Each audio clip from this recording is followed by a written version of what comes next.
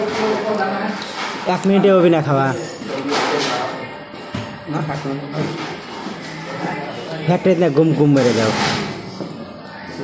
ফ্যাক্টরিতে হলো মুহে করে একখানে একবারে দেয় কীভাবে জান দাও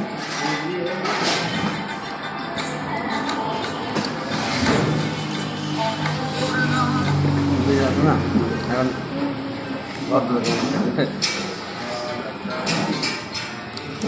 জীবনের গল্পগুলো হয়তো এমন হয়, দুঃখ, দুঃখী, আনন্দ।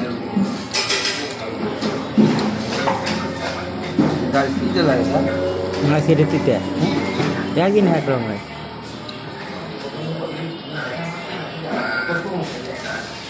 বদনাম হয়ে প্রেমিকারা এবং যাত্রীদের অত্যন্ত ভাষায় গালিগালাজ করছে। এই যে ভিডিওতে দেখতে পাচ্ছেন এই অমানুষটি, আমরা ট্রেনে ওঠার পরে লক্ষ্য করলাম উনি নিজে নিজে অকথ্য ভাষায় সবাইকে গালিগালাজ করছিল।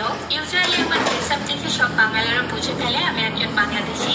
এরপর তো উনি ডিরেক্ট আমার দিকে তাকিয়ে আমাকে গালিগালাজ শুরু করে দিলেন। এভাবে যদি বাংলাদেশিদের কর্মকাণ্ডগুলো কন্টিনিউ চলতে থাকে তাহলে তো খুব দ্রুতই এমন দিন আসতে চলেছে যে মালয়েশিয়ার সরকার প্রতিটা বাংলাদেশিদেরকে ধরে হয় জেলে পড়ে দিবে নয় লাঠি দিয়ে বাংলাদেশে পাঠিয়ে দিবে। লাস্ট একটা কোশ্চেন, আপনার হাজবেন্ড যদি বিয়ের পর জানলেন আপনার হাজবেন্ড টিকটকার, সাবেক টিকটকার, তার চুল লাল করা মানুষ তো যায় ধরেন অপু ভাই, ধরে অপু ভাই আমি